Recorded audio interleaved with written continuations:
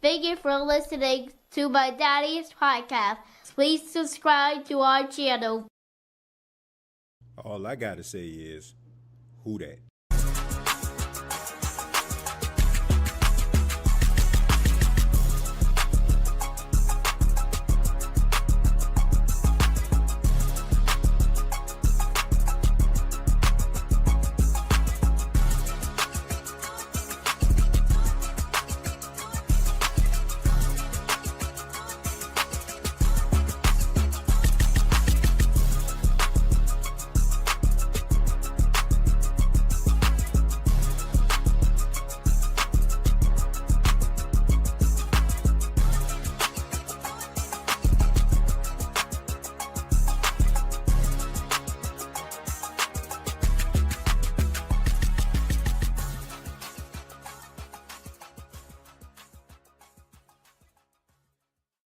Looking at that intro, I just realized now I'm gonna have to change that because unfortunately, what we're about to talk about. But what's going on, Who That Nation? It is yours truly, TJ Jones, and yes, I am the host of the State of the Saints podcast. Thank you so much for checking out the State of the Saints podcast, where we talk New Orleans Saints. Shouts out to each and every one of you that have come over to this channel. Watch your boy, and I appreciate it from the bottom of my heart. And on this edition, we're going to be talking about the New Orleans Saints, of course, and the New Orleans Saints making some trades before the trade deadline. And some well-known players are on the move. But I want to give a special shout out to everyone in the chat. Shouts out to everybody at home. Those that are not in the chat, I really would appreciate if you hit the like button. For those that are checking this out on YouTube, on X, on TikTok, on Twitch, wherever you are getting this, I just ask that you hit that like button. But before we get into all of the news pertaining to the New Orleans Saints, do want to let you know that this show is brought to you by MyBookie. MyBookie, the official sponsor of the State of the Saints podcast throughout the 2025 season. And as we know, the New Orleans Saints have a game versus the Carolina Panthers coming up, and I just want to go ahead and get that line before we go ahead and get started. See where it starts at. So right now, the Panthers are a 4.5-point favorite over the New Orleans Saints. If you feel like the New Orleans Saints will cover versus the Carolina Panthers, you can place your bets at MyBookie. All right, you can place your bets there, and you can download that app. And there is a $500 buy-in option that you can take advantage of. You can bet very freely. You don't have to worry about stressing about losing money. Just use that buy-in option, and there's a chance for you can get your $500 back if you bet up to $500. All you have to do is use the promo code SAINTS to do so. All right, I want people to use that promo code. All right, I don't want you to bet money and then all of a sudden, I'm telling you, man, your girl get upset because you bet too much bread and you can't take out on Friday night. I'm telling you, man, use that buy-in option, use that promo code SAINTS, so nobody be sleeping on the couch and nobody be looking for another relationship when it's all said and done. But speaking of new relationships, we got some football players that were New Orleans Saints at the beginning of the day, but by day's end, they are not. And I'm referring to wide receiver Rashid Shaheed and offensive lineman Trevor Penning. I'll start with Rashid Shaheed. Rashid Shaheed will be traded, has been traded rather, to the Seattle Seahawks for a 4th and a 5th round pick in 2026. The Saints get 2 draft picks for Rashid Shaheed. He goes to the Seattle Seahawks, who are 6-2 right now. So you go from one of the worst teams, if not the worst team in football, to one of the best overnight. And, first off, I want to say Rashid Shaheed was a bright spot for the New Orleans Saints. He was a dynamic player, especially on special teams. I mean, this guy was a threat. He's one of the best down-the-field threats I can remember the New Orleans Saints having in a very long time. All he has to do is get behind a defender, and he's going to hit his head on a goalpost. I mean, he has amazing speed. And, the first time he ended up getting a touch in the NFL, it was against the Cincinnati Bengals on a jet sweep. I'll never forget it. And he scored a touchdown. I'm pretty sure he probably thought to himself, man, this NFL thing is pretty easy. But credit to Rashid Shaheed, being that bright spot for the New Orleans Saints, being that lightning in a bottle in an offense that has been stale as bread left out on the counter. He was that bright spot. And I wish him all the best. I know that he's going to thrive in Seattle. His skill set, his ability on special teams, as well as in a passing game, I think that he's going to be a real threat for the Seattle Seahawks because they're going to know how to use him. He aligns himself once again with Clint Kubiak, who was the offensive coordinator of the Saints last season.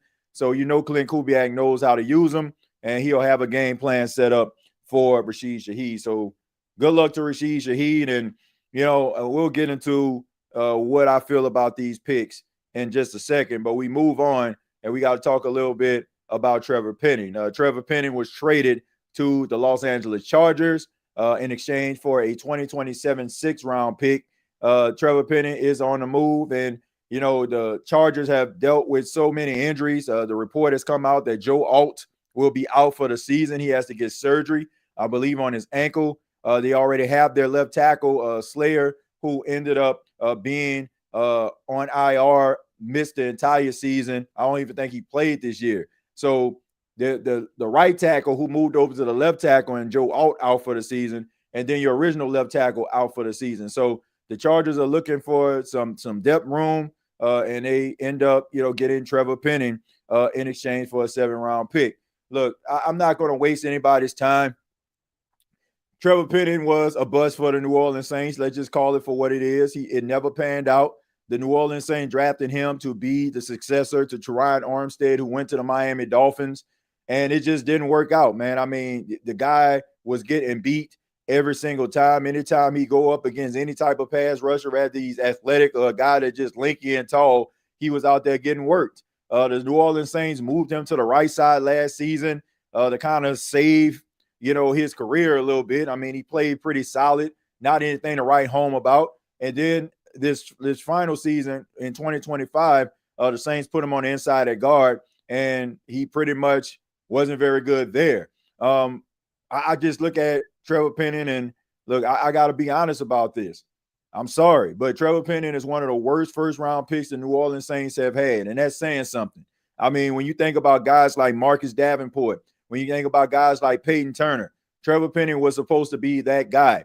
He came from Northern Iowa. He had a little bit of a mean streak, and people kind of fell in love with that mean streak. They felt like the Saints needed that mean and nastiness on the offensive line, and I kind of bought into it. He was a guy that at the Senior Bowl really was flashing, and I thought that maybe his skill set would be able to translate, but it never did. So I don't know if this could be one of those guys that end up being a journeyman offensive lineman. Maybe he'll go to the Chargers and they can find some type of way to salvage his career. But, I mean, this was one of the worst draft picks the New Orleans Saints have had. I mean, you can name a few. I'm not saying it's the worst, but it's up there.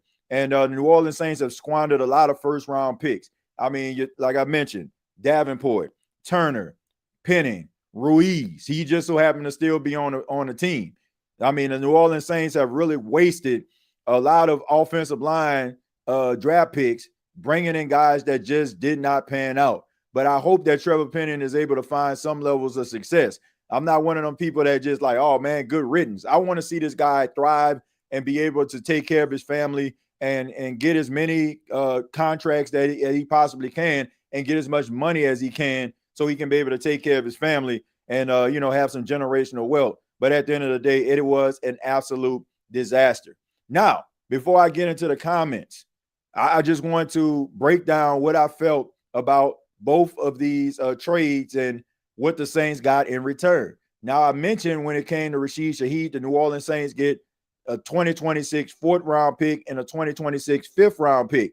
Now, you have some Saints fans that are on social media. I have been interacting with them throughout the day, throughout this whole trading process and the whole trade deadline. And you have some Saints fans out here that are complaining and whining about it and talking about how Mickey Loomis got fleeced. First off, I don't know what the hell some of y'all talking about, but that makes absolutely no sense whatsoever. And I just want people to understand this. I'm saying this with all due respect. Like, I'm not trying to take shots at anybody. I just think that Saints fans are just so upset at the state of the team right now. how they're looking out there, how bad the product is, how unwatchable the team is right now. And people are just kind of going off the deep end. It's like you're just already upset about things that are happening with the team, so much so that even when they have light victories, you don't even look at it that way. The New Orleans Saints getting 2 draft picks in 2026 in exchange for Rashid Shaheed was a win. And here's why. Rashid Shaheed was an undrafted rookie, which means the New Orleans Saints took a flyer on Rashid Shaheed. Rashid Shaheed was able to work his way into the lineup. He was able to carve out an all-pro bid on special teams. He was able to get himself on the field, being the Saints down the field threat. And the New Orleans Saints converted that to 2 draft picks in 2026. If Rashid Shaheed would have played to the end of the season with the New Orleans Saints, he would have been able to walk out of the door as an unrestricted free agent. And the New Orleans Saints would have gotten absolutely nothing for him. And we already know that more than likely the New Orleans Saints weren't going to pay him what the market was willing to give him. They weren't going to do it because Rashid Shaheed is a talented guy, but you're not going to pay him like a number 1 or number 2 receiver. You're going to pay him like middle of the pack. But one team probably will, which is going to cause him to get about the door. His agent is Drew Rosenhaus. And I don't know if some of you know who Drew Rosenhaus is, but he is the creme de la creme of agents. Trust and believe. If Drew Rosenhaus is representing you, you're going to be in a league for a minute and you're going to get some bread because of his relationships with ownership and the relationships he's developed over time. So the Saints would have gotten absolutely nothing for Rashid Shaheed. So for people out here that are saying that, oh man, the Saints, man, look what this other team got. Look what they got. The New Orleans Saints took a guy that they took a flyer on, and they got 2 draft picks in 2026 for him. That is a win.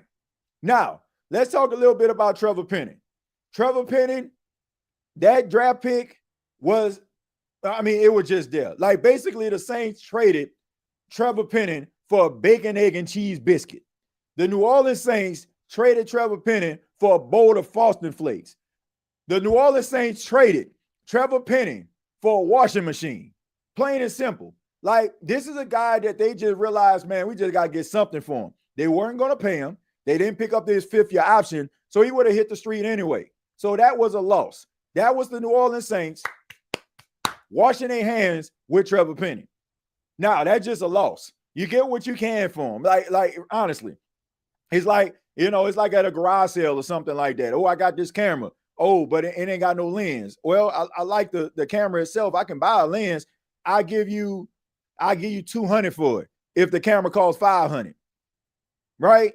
Like that's what that was. So it was a loss. Okay, but you got to get what you can because you're not going to get anything in return for Trevor Penning the way that he has played in the National Football League since he came into the league in 2022. That's the way I feel about it. You cannot get so upset and so frustrated with a football team that you can look at certain situations as a win. Like everybody's looking at the Jets. And let me explain this to all those Saints fans out there. Look, I just want y'all, I'm doing this. I'm trying to help you. I am trying to help y'all because y'all think y'all sound like y'all smart and you're making yourself sound like insane. I would just say you sound insane. And let me tell you why. You're comparing the New Orleans Saints trade compensation to the Jets. The Jets traded away Quentin Williams to the Dallas Cowboys for a first-round pick. Quentin Williams was a top 5 pick coming out of Alabama. Sauce Gardner has been one of the best cornerbacks in football. Now, he has regressed a tad bit, but before he got his money, he was looked at as one of the best young up-and-coming cornerbacks in the league. He was a top 10 pick coming out of Cincinnati. That is warranted a first-round draft pick. The New Orleans Saints, just because they got Trevor Penning in the first round, doesn't mean you're going to get first-round compensation for him. I don't know what people think. Like, do y'all not think that people watch football? Just because you feel like other people don't watch Saint football doesn't mean they don't watch Saint football. Just because you look at a player in a certain light, don't mean that the league looks at a player in a certain light. And some of you already know that it's trash. Y'all know that these guys aren't going to give you max compensation, but y'all acted as if they could, and they are not, because they are role guys. They are skill guys. They got one particular role that they thrive in. I said that the New Orleans Saints have a team full of Kyle Korvers and Mike Millers. I said that for a reason. Mike Miller, Kyle Korver, good players, but they were role players. Mike Miller might have a game where he probably go off for 35, 40 points, and so can Kyle Korver. But they're not doing that every night. So who do y'all think y'all fooling? Y'all think that, oh man, let's see what we can get for him. Y'all don't think the NFL watches these guys? You don't think they see Trevor Penning fumbling all over himself? Low PFF grades, looking bad. Like, y'all don't think they look at that stuff? Y'all think, oh man, they're gonna think he's just a first round pick. Let's see what we can get for him. Like, come on, man. Come on. Comparing Sauce Gardner and Quentin Williams to Rashid Shaheed and Trevor Penning is laughable. And it's really honestly showing that you don't really watch football if you think you're going to get equal compensation or anything close to what the Jets got for Quentin Williams and Sauce Gardner. It ain't happening, folks. Both of those guys are the best at their position. When you start naming top 5, top 10, you are going to name those guys before your top 10 list is all said and done. I'm pretty sure if you start naming wide receivers, offensive linemen, you're going to name a whole lot more before you get to Rashid Shaheed and Trevor Penning. So enjoy what you actually got in return. And look, y'all know the last episode that I did here on the State of the Saints podcast, I was talking about Mickey Loomis and Gail Benson. And they're not out of my doghouse, but I will be fair when they do something that was good. And what they did as a front office today, they got the best that they possibly could. They got 2 draft picks for a guy they didn't even draft, and they got what they could for a guy that was clearly a bust. So it is what it is, folks. Yes, they still are inept, in my opinion. Yes, they still fumbling all over themselves. And no, I do not believe in this front office still after this. But at the same time, a clock can be right twice a day. And y'all already know what they talk about when they say a sun can shine on a dog. Y'all already know what I'm saying. All I'm saying is it was a good decision. So let's just call it for what it is. It's okay to still be upset, but you still can be like realistic about what happened today. They were good moves. Plain and simple. Plain and simple. Let me go ahead and read some of your comments. Once again, thank you all for being here. 323 people have rolled onto this channel. I really do appreciate it. The only thing I ask is that you hit the like button and subscribe to the channel if you're new here. All right, let's go ahead and get into these comments because I got to roll over in the next probably like 20 minutes over to the NFC South Roundtable. I'm going to go ahead and put that link inside of the comments. And look, I don't care if the Saints are 1-8 or not. I need the Who Dat Nation in the room, in the building, checking out the NFC South Roundtable. All right, I need the support of the Who Dat Nation. Last week, I seen a couple Saints fans trickling into the chat, but I have not seen as much presence as I have seen over the last couple episodes that I have done. So I'm just asking, if you ain't doing anything, come on over, represent the Who Dat Nation, represent the Saints. Let them know, man, no matter what the record is, we still repping for the Saints regardless. That's going to be happening at 8 p.m. Eastern, 7 p.m. Central. All right, we can't forget we got Shaheed for free. Exactly, Derek. Exactly. If somebody gives you something as a gift, for example, right? They just say, they just say you get a computer or something, right? And then all of a sudden somebody give you a computer, they give it to you for nothing. Right? In a couple of years, you get an upgrade at a computer and you end up having a garage sale selling that computer and you end up getting $200 for it. That's a win. Because you ain't paid for it in the first place. Like that's how that is to me. Like you got 2 draft picks in 2026 for a guy that you ain't even draft. That's a win. That Sauce Gardner trade was a bit of a reach for the Colts, giving up 2 first-round picks for him. but at the same time, it is a game changer. Look, if I feel this way, I agree with you. And I'm going to say this, Chop. If you're giving up that type of compensation, you got to win a Super Bowl. You have got to win you have got to be flirting with a Super Bowl. You got to go to the Super Bowl, and you definitely got to win a Super Bowl. Like what the Dallas Cowboys made that when they made that trade at the beginning of the season for Michael Parsons, the Green Bay Packers gave up 2 first-round draft picks for Michael Parsons. If the Green Bay Packers don't go to the Super Bowl at any time while Michael Parsons is on his team, that was a waste of a pick. Plain and simple. If the Indianapolis Colts, as good as they are, I believe they only lost 2 games this season. They just lost against the Pittsburgh Steelers this past Sunday. If they don't reach the Super Bowl, all right, I'm just talking about reaching it, okay? Like if you go to the Super Bowl, you got a chance to win. Sometimes you're going to win, sometimes you're going to lose. That's just the breaks. But if you don't touch the Super Bowl, it's a waste. It's a waste of a trade, because you're giving away first round compensation. You're saying we're close. And maybe the Indianapolis Colts feel like they're close. They got one of the best offensive line, if not the best offensive line in football. Jonathan Taylor playing out his freaking mind. Daniel Jones, I mean, he looked like New York Daniel Jones last week, but for the most part, he's been playing out his freaking mind. The defense, they've been making some plays, and they have a young wide receiver core with a lot of promise.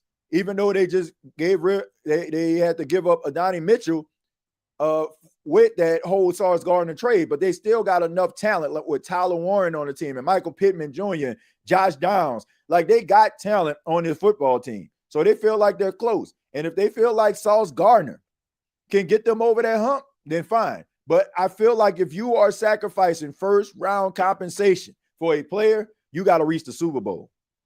If you don't, I feel like that was a waste of a trade. You have got to make the Super Bowl. You have to at least touch the field.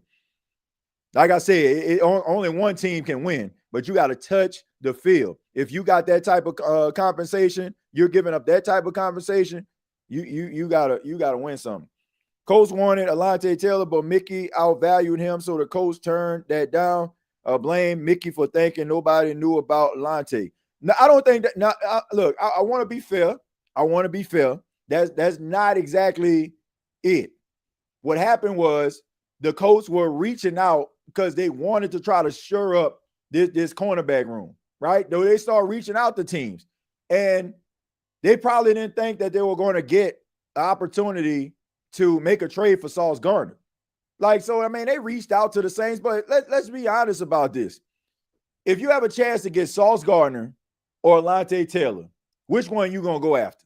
With all due respect to Alontae Taylor, he's not on the level of a Sauce Gardner.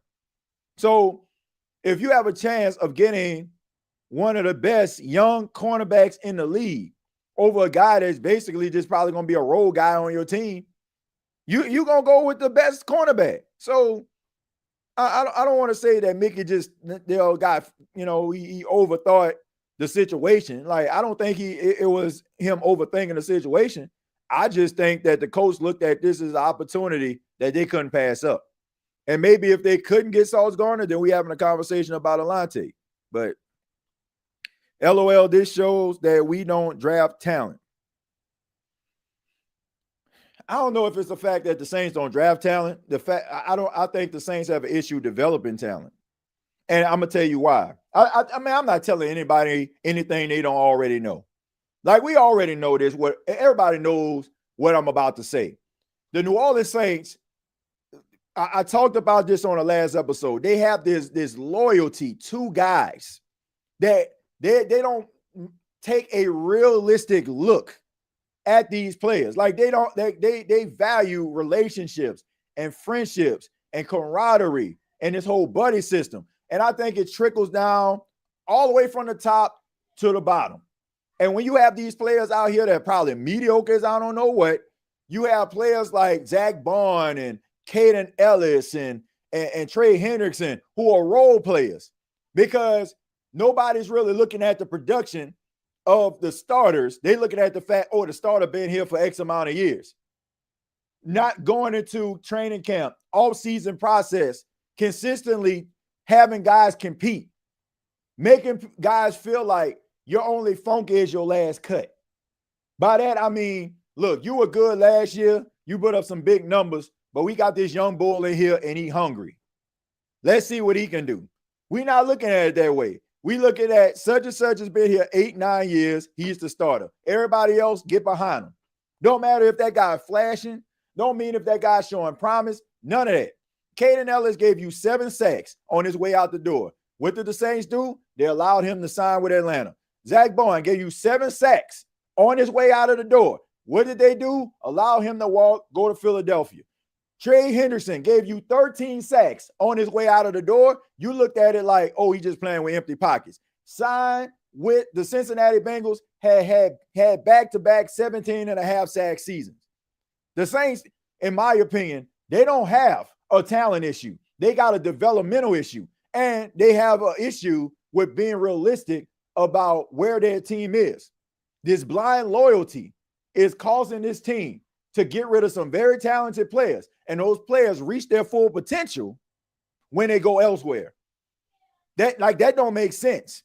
You can't tell me that a guy doesn't possess talent if he goes somewhere else and he lives up to the potential that I'm pretty sure when the Saints drafted him, they felt like he should have had.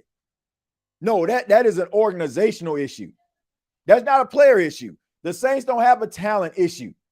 Because if they had a talent issue, if they were to get rid of a player, that player would not reach his full potential anywhere. Like Isaiah Foskey, that was terrible because he left the Saints and I ain't heard from him since. Believe he signed with the Bears and the Bengals, but I haven't heard from him since. That was a disaster. But when you look at guys like Trey Hendrickson and Caden Ellis and Zach Bowen, CJ Garner-Johnson, these guys have elevated their game when they left the Saints. So it's not a talent issue. It's an organizational issue. Saints have an organizational issue when it comes to the talent. Not allowing the talent to break through and not having a realistic look at what these guys are doing. Not acknowledging the flashes that they may show in practice. They just looking at, oh, man, this guy's a starter. So it's like, you basically trying to dig yourself out of a ditch and it's raining outside. And every time you dig, you just get deeper and deeper because the dirt is turning into mud right now. That's how some of those guys feel. So when they go to other teams, they break free. They break loose. And I forgot to mention guys like Alex Anzalone. Forgot about him too. He one of the bright spots on the Detroit Lions team, one of the leaders on the team. So, yeah, it's an organizational thing. It has nothing to do, in my opinion. It has nothing to do with the talent. They got the talent. They just don't utilize it when they're with the Saints. Saul's still young and haven't hit his prime yet. Yeah, and I mean, he's dealt with a fair share of injuries. And look, it's a New York market. Let's just keep it 100. New York makes you feel like the players that have talent don't. Look at Sam Darnold. Look at Daniel Jones. Look at those guys. Look at Saquon. They wanted you to believe that Saquon was washed in New York. They wanted you to think that Sam Darnold had no saving grace. They wanted you to believe that Daniel Jones had no saving grace. That's what they do. No disrespect to anybody in the New York market, but they're sharks. They're sharks. Like, if you ain't coming out of college looking like you a Super Bowl caliber quarterback, they ain't got no time to wait for you to be everything you want to be. They're just not. So they put these narratives out here. Does he have it? Does he have it? Oh, he only threw for 217 yards last week. Like, honestly, I wouldn't want to play in the New York market either. I mean, I guess it'll be good for their brand, right? I mean, it's a big market. If you thriving, like you'll be a star. But like, if you got you maybe dealing with some hardships, or maybe didn't have your best game, somebody constantly telling you you ain't good enough. I'm pretty sure Daniel Jones is relieved that he plays in Indiana. I've been in Indianapolis. It's a great city. Blue collar town right there. People just walking around, living their life, working. Just like you see in New Orleans or Detroit, right? People go to these games to escape their realities. Rather it's bills, rather it's other things that's going on. For 3.5 hours, I can sit here and watch my coach play football. I can watch my Lions play football. When the Saints look like something, I can watch my Saints play football. I'm pretty sure these guys are glad. That's all they look, man. Look, I know he played bad last week, man. You can get him next week, Daniel. Tough day at the office, man. In New York, they ready to tell everybody, man, who gonna be the top quarterback? Who we drafting next? I don't want to play in New York. I'm serious, man. I would not want to play in New York at all. New York has individuals feeling and believing that everybody a bust. They don't give you a chance because everybody is trying to get there. Everybody is trying to get to the top. Writers are trying to get to the top by writing stuff where it's polarizing, borderline controversial, so everybody can kind of gravitate to them. It's shark-infested waters. That's somewhere, honestly, I never wanted to work. I never wanted to live. And if I was an athlete, I would never want to play in. Respectfully. What's happening, TJ? I'm a little late, but what are your thoughts on today's trades? I think Trevor Penning will be a complete 180 in Los Angeles. I kind of talked about it, Cartel. I thought that the Rashid Shaheed trade was good because he was an undrafted guy. You got 2 draft picks for him. And Trevor Penning was a bust, so you got to get whatever you can for him. So, and look, I hope you're right about Trevor Penning. I really do. I hope that you're right. I hope you are right about Trevor because I don't want to see this man looking like he did with the Saints. Hopefully it's one of those other success stories like a Trey Hendrickson, like a Caden Ellis, like a Zach Bond, where a guy turns it around. I have no problem with that. I have no problem with that at all, man. I hope that he does find success. Just wasn't very good for the Saints. He was a bust. I bet you didn't get no one call for Kool-Aid, pediatric, McKinstry. I don't know, man. Probably didn't. But like I said, don't be surprised if the Saints are interested in Kyler or Tua if they're on the block. Nah, I don't think they'll be interested in it. I think that the New Orleans Saints are looking at Tyler Shuck to convince them, or they're looking at going into the 2026 draft to draft another quarterback. Like, that's why I feel like the New Orleans Saints are. I feel like if that's the case, like if Tyler Shuck ends up like living up to potential, looking like something, looking solid, the New Orleans Saints going to be like, okay, we can go into this draft and maybe get ourselves the top player in the draft, rather than, Ruben Baines or like one of these other guys, right? Like, okay, we got our quarterback situation. We think that we got, and all we got to do now is put some things around him. Cool, whatever. And then they'll probably, unfortunately, trade Spencer Rattler or something like that for somebody. And yes, I do believe that the Saints can get something for Spencer Rattler. Yes, I do believe that. I ain't saying no 3rd round, 2nd round pick, but I feel like the New Orleans Saints could probably get a 5th round or a 6th round for Spencer Rattler. Yes, I do believe that. 5, 6, or 7, they can get something for Spencer Rattler. But that's all. It all depends on Tyler Shuck and what he does down the stretch. But if not, then they probably go into the draft the quarterback. The whole world knew Saquon would go crazy behind that Eagles line. The Jets and Giants owners should be stripped of their franchises. Well, look, like I said, New York is just a tough market to play in. And it doesn't matter what sport. I mean, we see the Knicks, we see the Yankees, we see the Mets, right? Rangers, like, man, it's just a tough market to play in. Like, those people demand excellence, and they don't have any patience. What I need patience for, man, when I can sit up here and make a name off telling everybody you suck. Mickey finna pull a card 2.0 with Kyler or Tua, TJ. I don't trust Mickey. If he does that, that's insane. If he does that, that's just straight up insane. Because you're bringing in guys that you're going to have to pay top dollar for when you're trying to get yourself back into the middle when it comes to the salary cap. So you already committed to guys like Spencer Rattler and Tyler Shuck. You didn't get a veteran. Why? Because you wanted to get yourself back into the black. So we're going to roll with these young bucks right here. Let's see what they got. So I don't see them going out here trying to, give another quarterback $100 million or close to it to come here. Like, they're going to try to draft themselves another quarterback, or this Tyler Shuck experience going to work out, and they're going to end up building around him. Unfortunately, we're going to have to spend some draft capital on the offensive line again. Yep. I just hope that if you get the first overall pick, I just hope that you don't spend it on offensive linemen. Please don't do it. Please don't. Jackson Smith and Jigba, Shaheed and Horton, my freaking goodness. Yeah, that's a talented trio right there. That's a talented trio. I just remember Mickey saying he rather experience quarterbacks. I mean, he might rather experience that, but they didn't go that route. And I don't see that happening. I don't see that happening. I really don't. That would be crazy if they do that. All in favor of getting rid of Mickey Loomis as GM will acknowledge by saying yes. I think everybody on board with that. This whole Mickey Loomis thing is a downright disaster, man. And it's just crazy how this team just refuses to move on from this dude. It's insane, man. But I'm telling you, it has to come down to the fan base. The fan base is going to have to convince these folks that Mickey Loomis ain't it. We gotta take a stand. That's just what it comes down to. Chill at the house. Just watch the games on TV. Not spend money on merchandise. People, you have to be the change sometimes. You got sometimes people take you for granted because they feel like their product is so good that you can't resist. That's just the truth.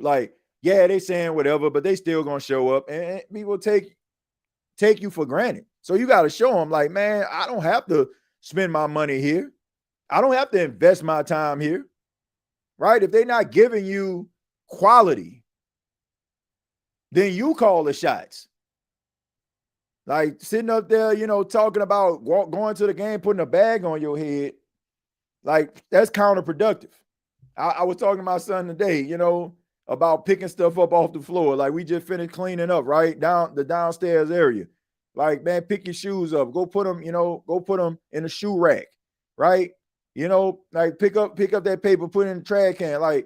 We work to try to get the house clean. Stop, you're being counterproductive. And that's what you're doing. Going to the game with a bag on. Okay, that's going to solve the problem. Everybody going to see you with a bag on. Okay. And what you think that's going to solve? You probably going to, I don't know, you might get some TV time. Look, he had a bag on his head. Okay. They're still not going to change anything. So what are you trying to do? You trying to be famous, or you trying to make change? You trying to be the guy that had his bag on his head at the Saints home game, or you trying to make some changes? You make some changes by hitting them where it hurts, where billionaires and millionaires only understand, and that's in their pockets. When you start hurting their pockets, that's when you start paying attention. Because you just sitting up there, yelling on social media something that they probably never even visit, or, talking about something at a gas station they probably never been to, or at your house, a place that they probably don't even know exists. That's counterproductive. That's counterproductive. I'm going to take a few more, and then we're going to go ahead and roll up out of here. And like I said, we're going to transition over to the NFC South Roundtable. Once again, one more time, put that link inside of the comments. If you're not doing anything, 8 p.m., 7 p.m. Central, 8 p.m. Eastern. Come on over to the NFC South Roundtable. Talk some football with your boy, alongside my guys Clay, James, and Berto, as we break down the NFC South week number 9. Watch Mickey Loomis select a long snapper with the first pick. If you do that, I don't know, man. I think everybody just need to give up on this squad. Just give up, because that means all hope lost. I wouldn't be surprised if we deal AK during the draft or off season for a second or third pick. Hopefully, our scouts do their homework next year and keep Mickey out the war room. I don't know, man. Alvin Kamara, to me, I don't know, man. I don't know if dude hurt or it's just the fact that the offensive line just so bad he can't do nothing with it. But I don't know, man. I'm sorry, man. You can do better than what Alvin doing right now.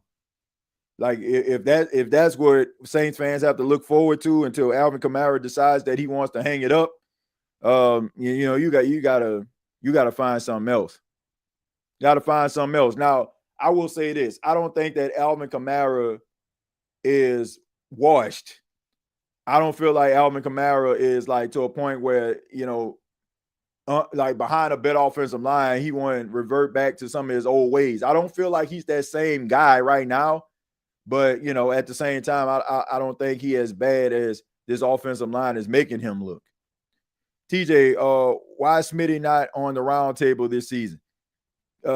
Chosen, man, that's his story to tell, man. I don't want to kind of like get into that, man. That's my guy right there. I mean, I don't want to overstep, that's his story to tell, man. That's his story to tell. But if we have Smitty on the show around the time Atlanta Falcons play the Saints, he want to talk about it, man, he can, but I don't want to get into that, man. That's his story, man. I'll just leave it at that. With all due respect, man, you're my guy, man, but that's my guy too, and that's his story. I think it's rhetorical. Offensive line, Kamara, not interested. Yeah, I think that Alvin Kamara just out here, man. He's just out here going through the motions. AK looks like his soul is crushed with how bad this team is. Imagine playing with Drew Brees and now being like Spencer who, Tyler what? Yeah, man. Yeah, it's pretty bad stuff here. I'll ignore them and talk to my Saints Nation only. Yeah, man. Shouts out to Hello, man. We can't like block my guy Hello, man. Can't do that.